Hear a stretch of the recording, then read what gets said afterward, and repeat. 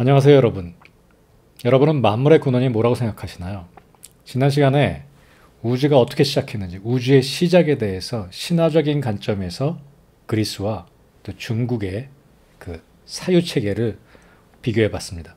오늘은 만물의 근원, 도대체 모든 물질의 근원은 어디 있을까라는 의문에 대한 중국과 그리스인들의 생각에 대해서 살펴보도록 하겠습니다.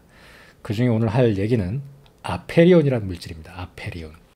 그리스인들은 이 모든 물질이 이렇게 네 가지로 이루어져 있다는 생각을 했습니다.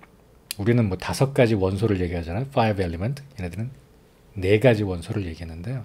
그것이 물과 불, 왼쪽 오른쪽, 아쿠바, 물이죠. 아쿠아. 그 다음에 이그니스, 이그니트 하자. 그럼 불이고, 위쪽이 air, AR. 그 다음에 아래쪽이 테라, 땅입니다. 그러니까 물, 불, 공기, 땅, 지구. 이렇게 네 가지로 이루어져 있다는 생각을 했습니다. 근데 네 가지는 너무 많지 않나라는 생각에 뭐 탈레스 같은 철학자는 물이다. 이 네 가지의 더 근원은 물에서 결국 다 나온 것이다. 물을 봐라 이렇게 모양을 다 바꾸지 않느냐. 뭐 이런 생각들을 했었습니다. 그렇게 좀 더 근원적인 물질을 찾아가려는 노력 가운데 아주 재미있는 학설이 하나 있습니다. 바로 아페리온이라는 물질인데요. 이 아페리온은 그 말 그대로 하면 A는 이제 부정하는 말이죠. not, no. 그 다음에 페리는 이렇게 페리, 옆에를 얘기합니다. 그래서 페리가 앞에 붙은 단어들이 이렇게 주변을 얘기하거든요. 그러니까 아페리는 주변이 없다라는 얘기예요. 주변이 없다. 그래서 O는 이렇게 명사, 물질이 되는 거고요. 아페리온, 말 그대로 하면 주변이 없는 물질. 주변이 없는 물질이 뭘까요? 형체가 없다. 혹은 뭐 규정할 수 없다. 이런 얘기가 되겠죠. 이 아페리온이란 물질을 얘기한 철학자는 아낙시만드로스, 영어로는 아낙시만들 이렇게 얘기합니다. 이 아낙시만드는 매우 흥미로운 인물인데요.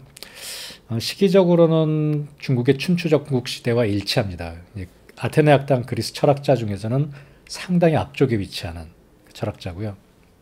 공자가 BC 551년에서 479년이고요. 이 아낙시만더가 610년에서 546년이니까 거의 비슷한 시기를 살았었죠. 이 아낙시만더가 얘기한 아페리온이 어떤 이제 개념인지 한번 볼게요. 영어로 이렇게 unlimited 써놨지만 이게 정확한 번역이라는 생각은 안 들고요. 이 아페리온은 어떤 스타프인데 behind four element, 그 네 가지 원료 그 이전에 더 근원적인 물질이다. 다음에 it would have to be unobservable, 관측할 수가 없고 specific하지도 않고 그 다음에 indeterminate something, 뭔가 알 수 없는 그것이다. 실제 원자가 unobservable한 특징이 또 있죠. 그 다음에 which he called boundless가 바로 그 얘기죠. 주변이 없는, 경계가 없는. 그 다음에 unlimited. 그 boundless라고 표현을 해버리니까 아페리온을, 페리가 이제 주변이니까 꼭 마치 무한히 크다란 말 같잖아요. 근데 꼭 그런 말과 일치하는 건 아닙니다. 그러나 boundless is opposed to nothing. 아무것도 없다라는 얘기는 아니다. 이게 boundless가 크다라는 말이면 nothing에다 대비할 이유가 없잖아요. 그러니까 boundless라는 말이 아무것도 존재하지 않는 것과 비슷한 겁니다. 그러니까 규정 짓는 테두리가 없으니까 그럼 존재하지 않는 게 아니냐? 근데 존재한다라는 거죠. nothing이 아니라는 거죠. 그러니까 공이 아무것도 없는 것이 아니다. 이거랑 오히려 비슷한 말입니다. 색즉시공 이런 말처럼 모든 것을 담고 있다란 말이지 없는 것이 아니다. Because everything is it. 모든 것이 있기 때문에. 공이지만 아무것도 없는 게 아니라 마치 비어있는 것 같지만 모든 것이 다 있다라는 설명입니다.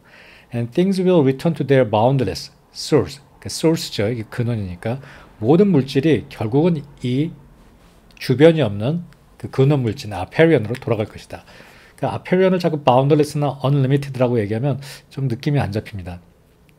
그리고 revolve eternally, 회전할 것이다. in vortex, 오른쪽에 있는 게 vortex거든요.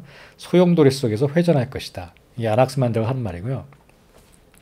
제가 간단하게 한국말로 번역해 봤는데 이 궁극의 존재는 모카토 금수, 그리스인 관점에서는 물, 불, 공기, 땅 어느 하나일 수가 없다.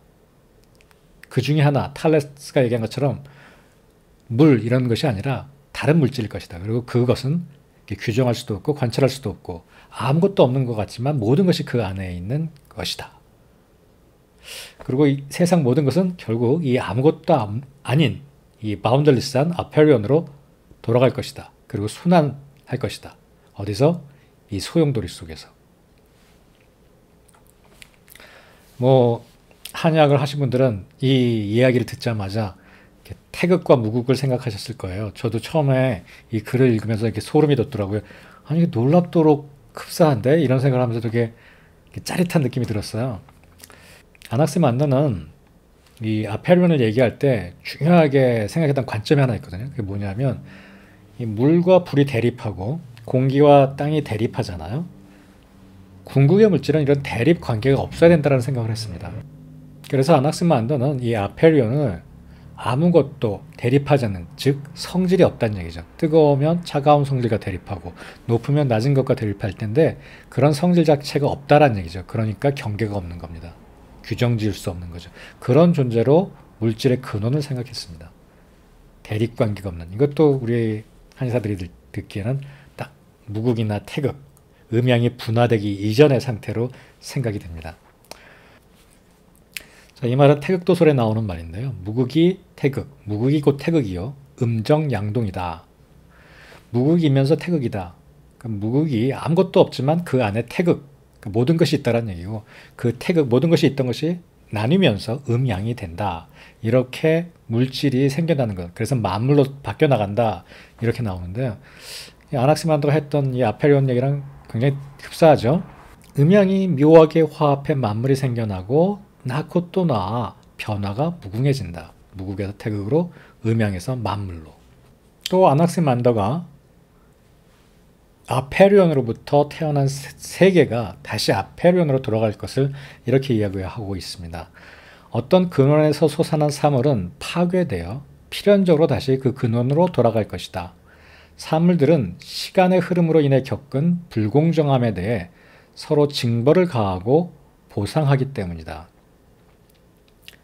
사물은 시간의 흐름으로 인해 겪은 불공정함, 이걸 제가 풀이를 하면 아페리온은 아무것도 없지만 모든 것을 담고 있죠. 그것이 분화돼서 마치 반고가 음양을 가르듯이 분화되면, 음양이 갈라지면 제가 생로병사가 생긴다 그랬죠. 신화편을 한번 참고해 보십시오. 무극이 있다가 태극이 있다가 그게 음양으로 갈라지면서 생로병사가 생기게 됩니다. 시간이 흐른다는 얘기죠. 바꿔 말해서 변화가 생긴단 말이죠. 그런데 그 변화, 탄생, 시간의 흐름은 필연적으로 불공정함을 일으킵니다. 계속 변하고 뭔가 일어나는데 그것이 평형이 깨진 상태죠. 평형이 깨져서 이렇게 왔다 갔다 하는 동적 평형, 뭐 이렇게도 부르죠. 그래서 필연적으로 부조리함과 고통을 낳을 수밖에 없습니다. 그러니까 태어남이 곧 고통이 된 거죠. 그러니까 태극에서 음양으로 분화함은 바뀜을 뜻하고요. 변화를 뜻하고 시간의 흐름을 뜻하고 곧 부조리와 고통을 뜻합니다. 동양적인 사고랑 정확하게 일치하고요. 그 다음에 더 재밌습니다. 서로 징벌을 가하고 보상한다. 음양이 서로 억누르기도 하고 상생하기도 하고, 오행이 서로 상극하기도 하고 상생하기도 하고, 서로 대립되는 성질을 가지고 이 성질이 규정지었기 때문에 이 성질끼리 서로 투쟁한다는 얘기죠. 잡아먹기도 하고 또 태어나게 하기도 하고. 더 명확하게 아낙시만더는 이렇게 얘기합니다. 창조는 불공정한, 곧 정의롭지 못한 행위다. 뭐 저스티스를 얘기한 게 아니라 이 완벽한 평형이 깨진 상태다. 이런 의미로 보면 좋겠습니다. 그러나 이 평형이 깨진 상태는 곧 다시 정의, 곧 평형으로 돌아갈 것이다. 세계는 결국 파멸하고 사물들은 결국 무한한 근원으로 되돌아가 소용돌이 속에서 영원히 회전할 것이다. 뭐 이렇게 긍정적으로 세상을 바라봤습니다. 그래서 긍정적이라는 건 역설적이죠. 파멸에서 아페리온으로 돌아가는 것을 긍정적이라고 표현한 겁니다. 지금 얘기한 아낙시만더의 아페리온 학설, 이 설은 기존에 있었던 뭐 가이아나 뭐 제우스나 크로노스나 이런 신화적 세계와는 구별되죠. 이 아테네 학당 시대가 미토스에서 로고스로 넘어오고 철학이 시작되는, 과학이 시작되는 시기거든요. 이 미토스에 있었던 어떤 인격적인 존재의 의지 같은 것이 없어지고, 지금 아페리온도 굉장히 막연한 설명 같지만 이 설명체계는 온전히 사유에 의한 신을 배제시킨 설명이라는데 커다란 의미가 있습니다. 예, 여기서 과학이 시작된다고 볼 수 있죠. 그리고 이 설명들이 놀랍게도 중국인들의 우주 탄생 그리고 만물의 근원에 대한 시각과 일치한다는 말씀을 그런 걸 나누고 싶었고요. 결국 이런 학설들은 현대 원자설로 이어지게 됩니다. 오늘 할 얘기의 그 아페리온에 대한 얘기는 이 Looking at Philosophy라는 책에 있는 그 원문을 제가 그대로 옮겨다가 번역했고요. 이 책 아주 재밌습니다. 한번 읽어보시면 도움이 되실 겁니다. 다음에는 어떻게 이런 생각들이 원자설로 이어지는지 한번 살펴보도록 하겠습니다. 예, 감사합니다.